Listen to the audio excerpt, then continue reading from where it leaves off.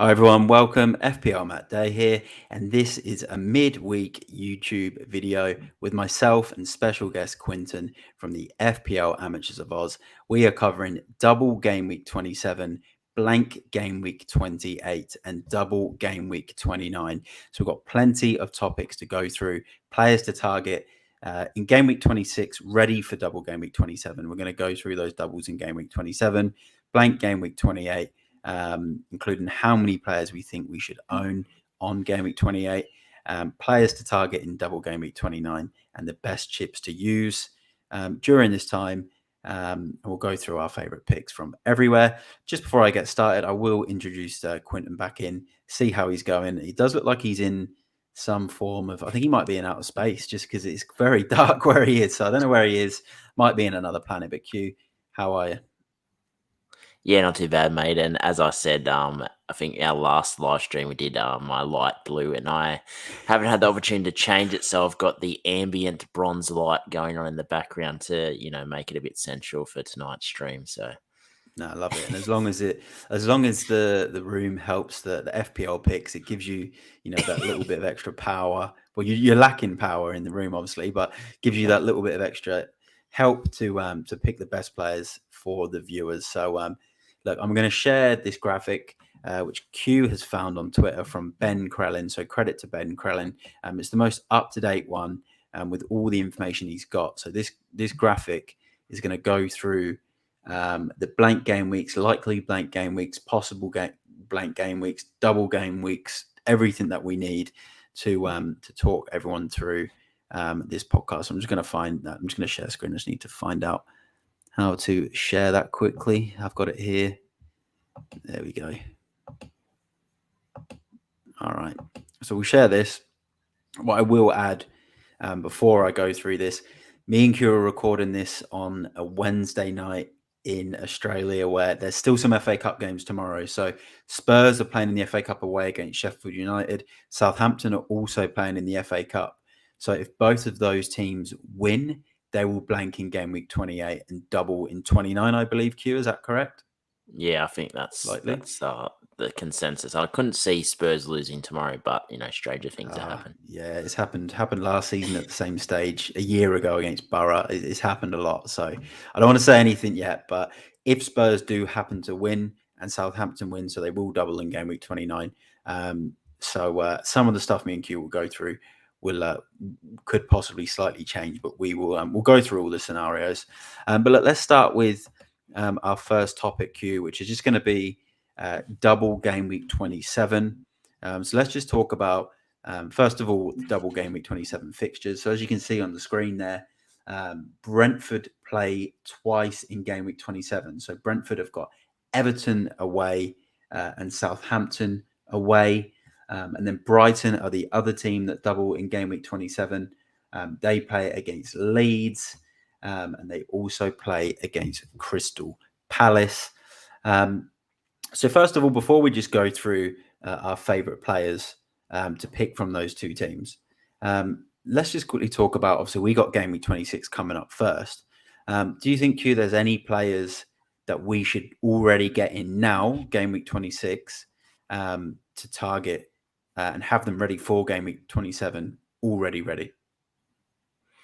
Yeah, I actually don't mind going early on your Brentford assets. So obviously, Tony, there is a bit of a question about the yellow cards. Was he on 8 yellow cards? So he needs 2 more for the 2-game suspension. That's I correct. think you need to just get on him because I think it Kane last year where he was on a certain amount of yellows and people didn't want to go in on him, and then I think he got like 2 decent returns. Yeah, I think it So was. And are you not scared about the Tony ban? And he did get charged 242 betting offences. So do you think that could happen now? There's a few people saying when Trippier got done for some betting offences, they didn't do the ban until the following season. So are you a little bit worried about that? They're talking about potentially a 6-month ban.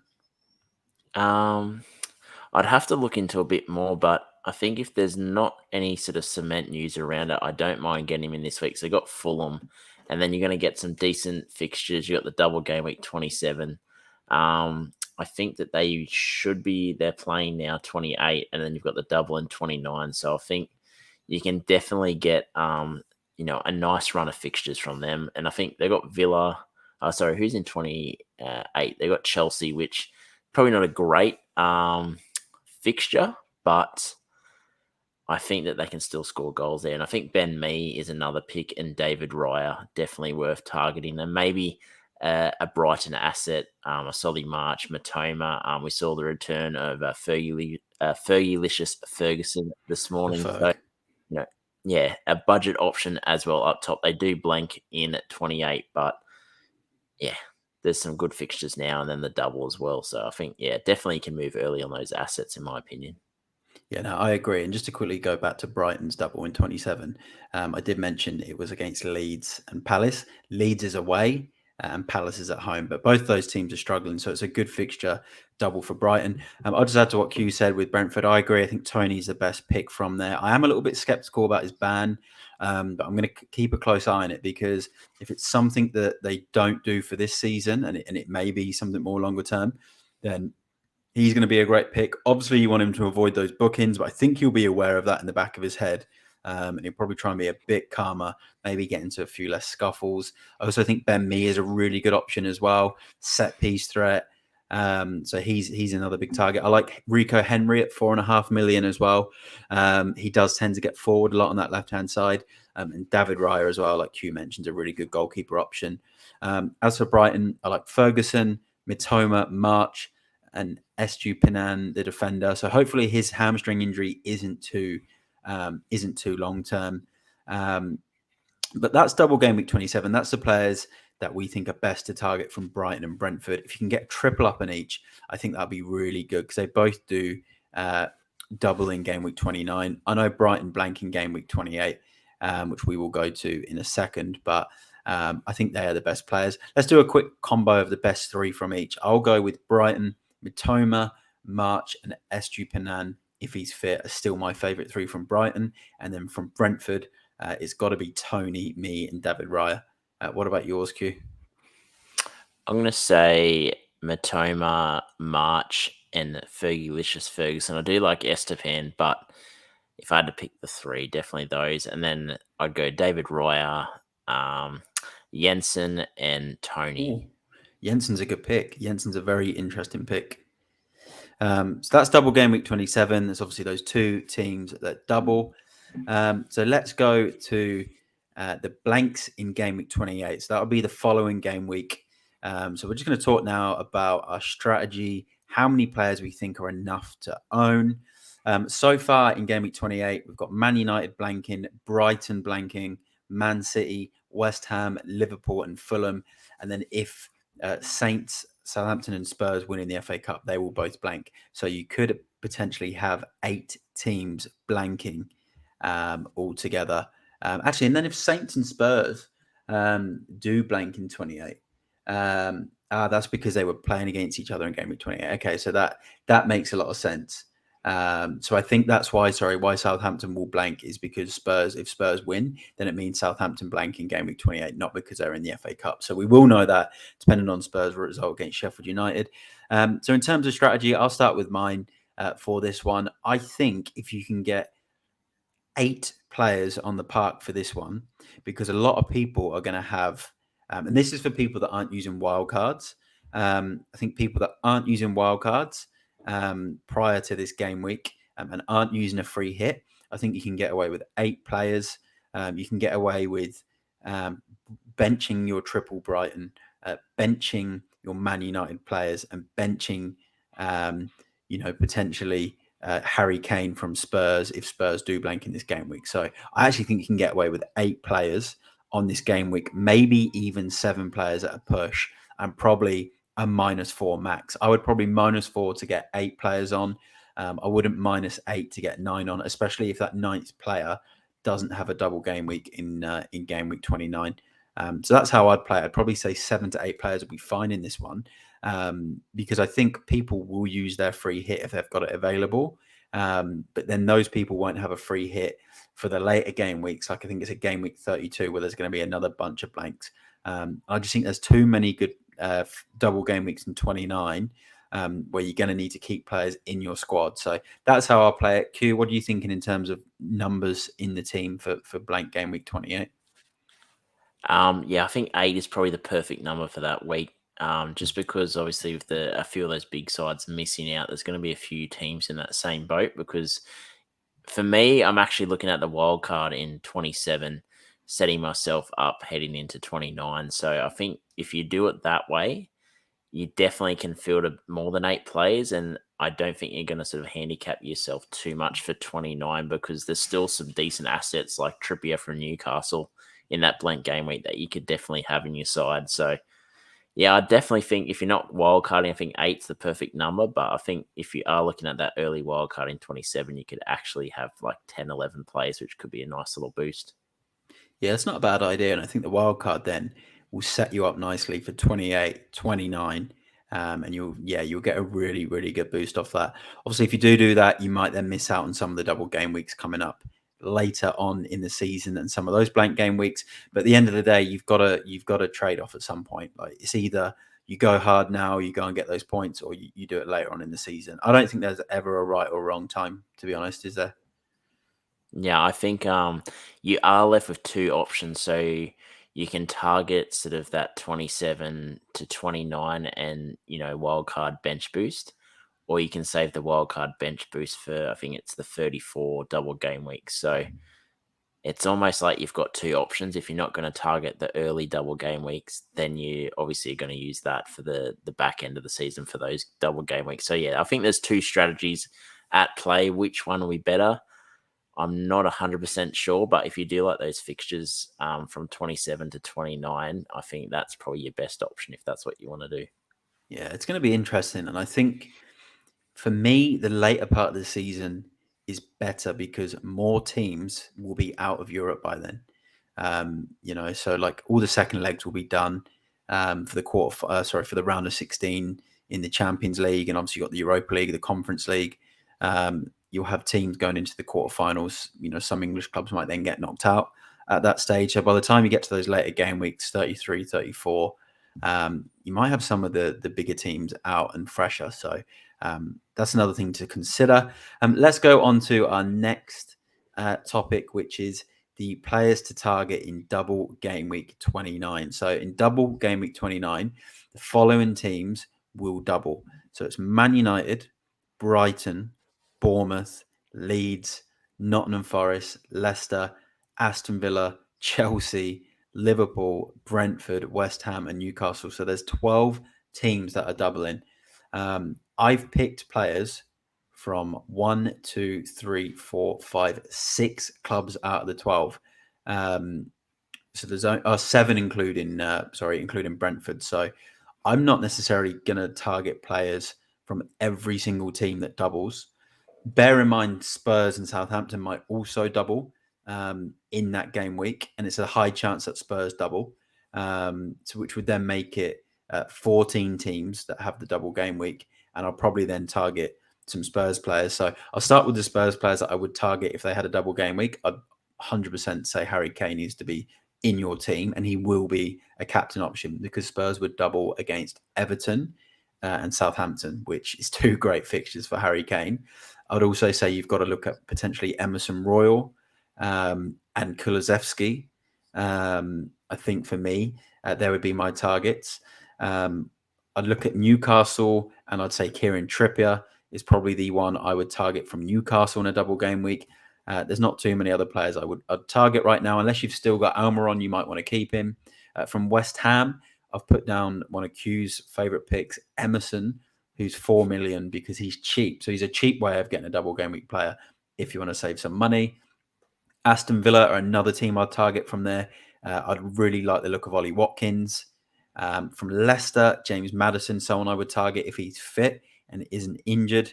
And then you've got the Brighton players still who we spoke about before. You'd still have Matoma, March, and Estupinan or Ferguson potentially. So you've got your Brighton players ready. Brentford, the ones we mentioned, Raya, Tony, and me.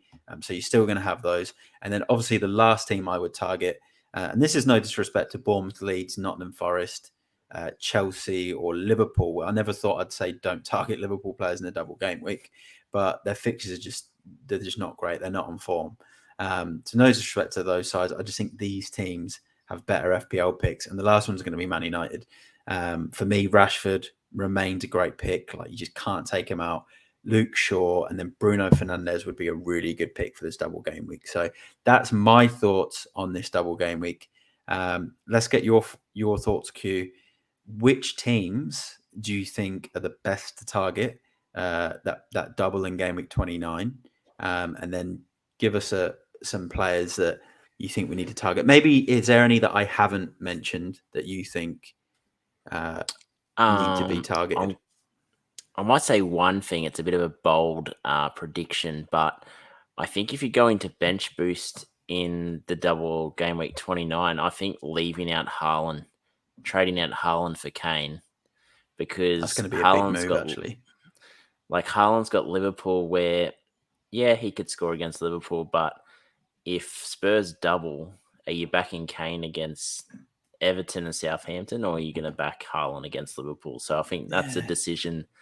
So it's not more like some of the teams you're going to target. What are some of the teams you're going to leave out in this double game week, especially if you're doing the bench boost? But yeah, like you, I think Brighton assets. I think you could hold 2 Brighton assets all the way through to past 29. So even leaving yourself a bit of a sideways move that you can maybe bring in that third asset for 29. I like Brentford. I actually think Leicester, for me, I think the best double up for that game week is if you're going the bench boosters, going like a Ward and a David Raya. So I think Kepa's not bad though. If you've got the Kepa Ward combo, because Kepa's got 2 games still, so it's probably worth, and he still plays in game week 28, so it might be worth just keeping Kepa all the way through. Yeah, well, definitely, and like they do have Aston Villa and Liverpool, but yeah, I definitely think even a Leicester attacking asset. So I like Iheanacho, Maddison, depending on obviously his health. He missed last week's game, and I don't think he played this morning either in the cup. So something to keep an eye out. But I think Iheanacho is definitely a great pick up top there, especially the budget option. And this game week, I feel like it's screaming bench boost just because of the value from these. Not big club, like there's not a lot of big clubs that have got great fixtures in this double game week outside of Man United. So you're actually going to get a bit of value for money here if getting your bench boost players in. So I think definitely it's a week you can target a lot of these other clubs that have decent fixtures. Like I think even Bournemouth, like Fulham and Brighton. Definitely could see a move for a Bournemouth player. I'm not sure which one sort of piques my interest, but you could definitely do that. But yeah, I think you've mentioned most of them there. So yeah, Emerson, Bowen is a bit of a bold pick, but I'm liking Danny Ings. So yeah, such a very good pick. It's a very I'll tell you what that could be. That could be a good sideways move for if Tony gets a ban at that point. And Tony's banned, yellow card ban, betting ban, whatever it is, because he's literally waiting for a ban. Then Danny Ings is very, very interesting pick. I like that because he did just score 2 goals on the weekend. That's actually a really good pick. Yeah, so that's what I'm thinking, because I don't think Scamacca is going to be back 29 either. I think he's still going to be out. Antonio's very inconsistent. And it seems was it Danny Ings' first game last week for West Ham? I think it was his first start, possibly. Yeah. Yeah, right. Yeah, because home debut. Yeah, because I could definitely see, because I wrote him down as a play to look at, especially like you said, a sideways move from Tony, or you could even go like a Tony, Ings, Kane triple up as a bench boost front 3. So yeah, there's lots of options, but yeah, definitely I think that, and Watkins as well. There's a lot of options actually. So I think this is a game week where you're gonna have some good value for money in the picks in like Ings and Watkins. So yeah, I like this week for a double game week and bench boost. Now, I like that. And I think the good thing about Ings, as you can see on the graphic, West Ham might also have a double game week in game week 34. So, you can get that out of him, especially if you don't have any chips left or transfers to use at that point in time. So, yeah, great stuff there, Q. I actually like that Ings pick has really got me thinking now. Obviously he's got to stay injury free, but yeah, that's a great pick. I didn't even think of that about that. So like, yeah, I was looking at Watkins this afternoon when you sent me through the email. I was having a look, and I'm like, oh, Ings. That's a great pick because the thing is, teams like West Ham, and also teams like Bournemouth that you mentioned before, like they need to survive now, so they need to start winning games. They need to attack. So, yeah, what about? We'll finish off on game week 29 in a second. Is there anyone from Nottingham Forest, Leeds? Obviously, you said you're not really sure on anyone from Bournemouth, but is there anyone from Leeds, Forest, Liverpool, Chelsea? Is there anyone from those teams that you really want, or is it just no? Maybe Chilwell from Chelsea might be worth looking at. I didn't mind Felix, but as I said to you,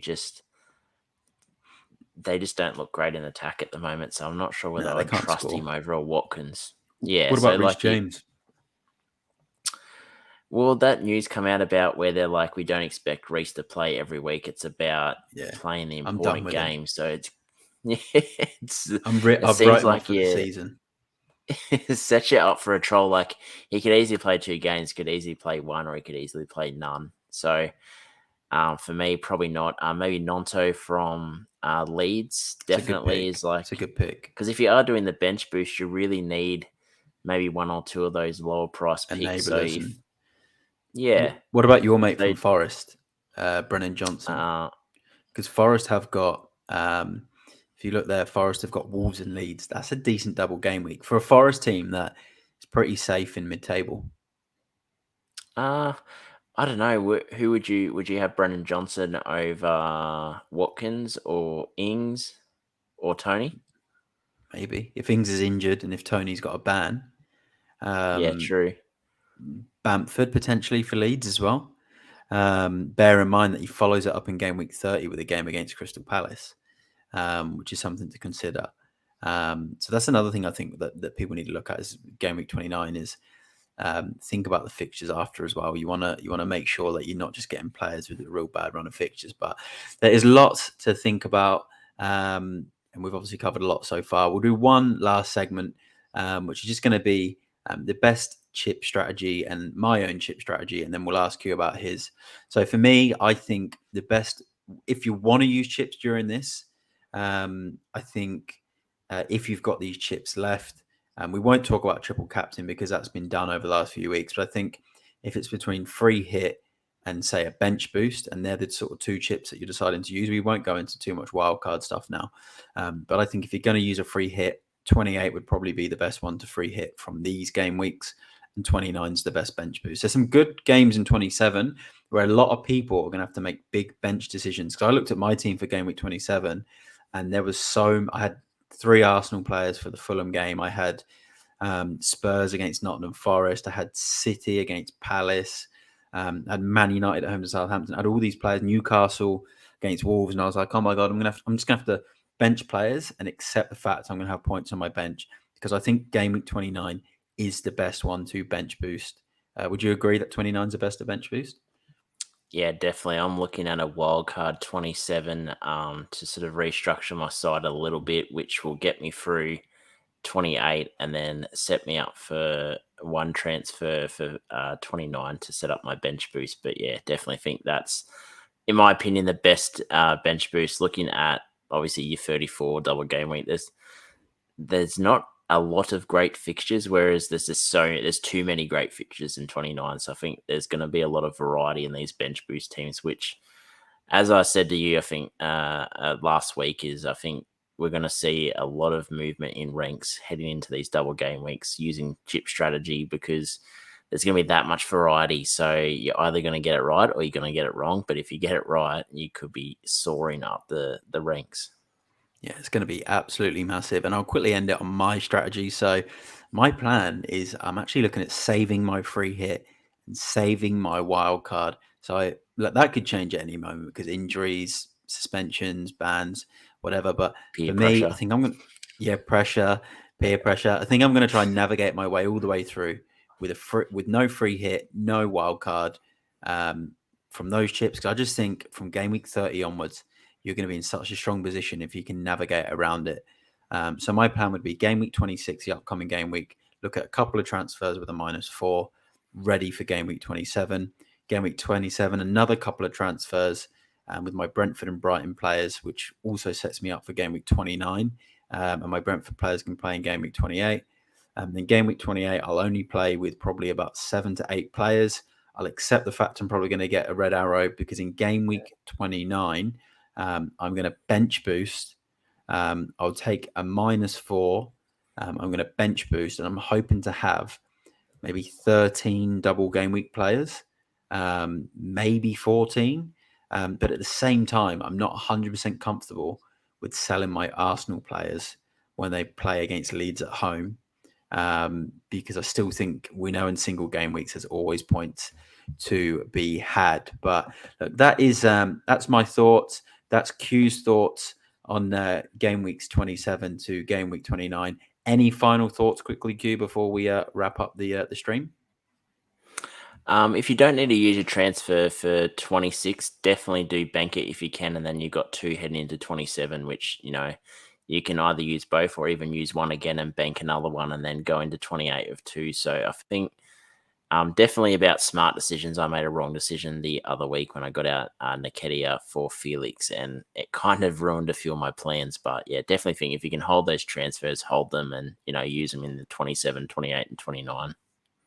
No, I agree. I think that's really good advice for managers. One last thing I will say as well, if you are using a free hit in game week 28, remember if you've rolled transfers over in game week 27, you will lose that extra transfer in game week 29 because you're free hitting in game week 28. If your strategy now is to transfer players, and you're looking at trying to navigate it through transfers, if you free hit again in 28, you will lose whatever player you transfer in game week 28. You will lose if you free hit. So you just got to bear that in mind. So yeah, that's probably my last thoughts. But look, thanks for tuning in to the stream. Please like this video, subscribe if you are new to the channel, and hit the notification bell so you do not miss an upload. Give Quentin a follow at FPL Amateurs of Oz. He's on Twitter, Instagram, Facebook. You can also find him online on Google. Put him in there. It's all nice stuff. It's all his fantasy football page. So go and find him on there. I'm at FPL Matt Day. Thanks everyone for tuning in, and I will see you all in the next one. Bye for now.